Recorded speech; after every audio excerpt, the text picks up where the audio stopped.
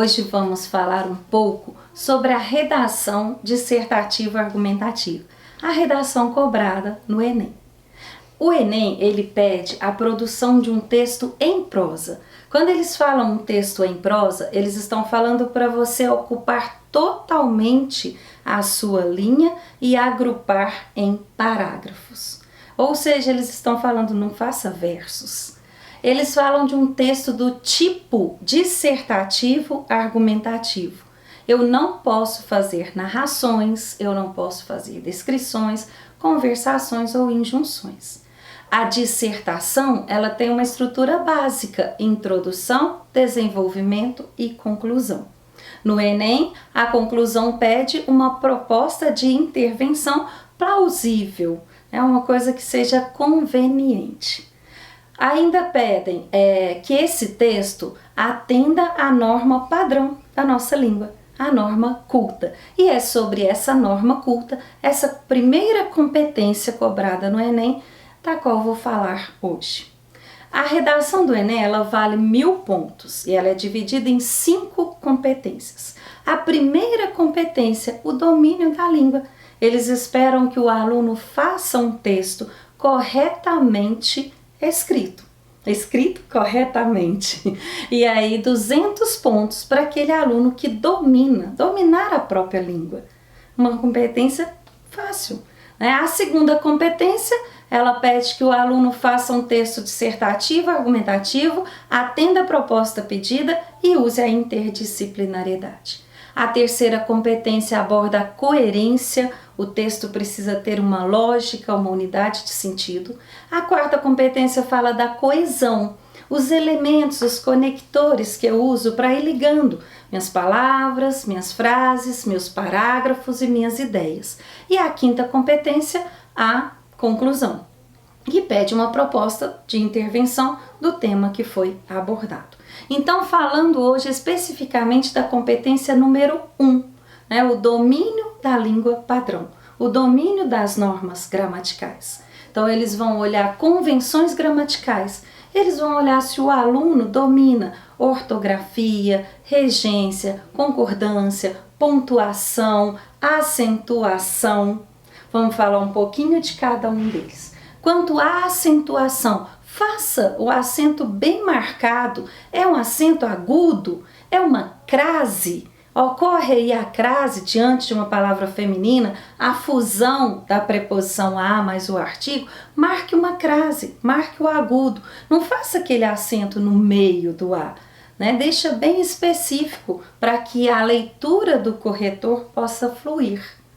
Quanto à ortografia, se você não sabe a ortografia de uma palavra, troque por um sinônimo. Quanto ao uso do hífen, também saiba usar o emprego do hífen ali numa explicação, ou mesmo o sinalzinho que eu uso para divisão silábica de palavras. Ele vem no meio da linha, não embaixo da sílaba que está sendo dividida. As margens do texto devem ser bem justificadas, bem regulares, tanto da direita quanto da esquerda. Então eu preciso ocupar totalmente, dividir a palavra em sílaba.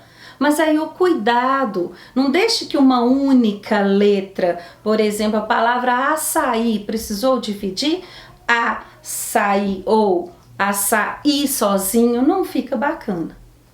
Quanto a maiúsculas e minúsculas, posso fazer letra de forma no meu texto? Posso, mas deixa bem marcado para o corretor as letras maiúsculas e as letras minúsculas. É início de frase? É letra maiúscula. É um nome próprio? É letra maiúscula. Os parágrafos, a estrutura da redação é muito importante, a estética da redação, essas margens lineares, parágrafos com recuo. Ainda continuando aqui, pontuação, vocês sabem que o uso da vírgula altera todo o sentido do texto. Se eu estou explicando orações adjetivas explicativas, vem entre vírgula. Já as orações restritivas não tem vírgula. A escolha vocabular, seja específico, elimine o verbo fazer do seu texto. Então, no lugar de um estudo feito, um estudo desenvolvido. Uma pesquisa feita, uma pesquisa elaborada. Isso faz, isso gera, isso corrobora, isso garante. Seja mais específico na escolha vocabular. Nada de gírias, nada de brincadeiras, sinais gráficos, nada de abreviações, palavrões ou expressões politicamente incorretas no texto. Nada de informalidade, palavras no sentido figurado. Na dissertação, o que predomina, a objetividade. O texto é imparcial, coloca em evidência o assunto e não a minha subjetividade. Então, escolha aí a norma padrão, uma língua formal e não informalidades. Use a ordem direta da nossa língua. Tradicionalmente, a língua portuguesa é uma língua SVC, sujeito, verbo e complementos.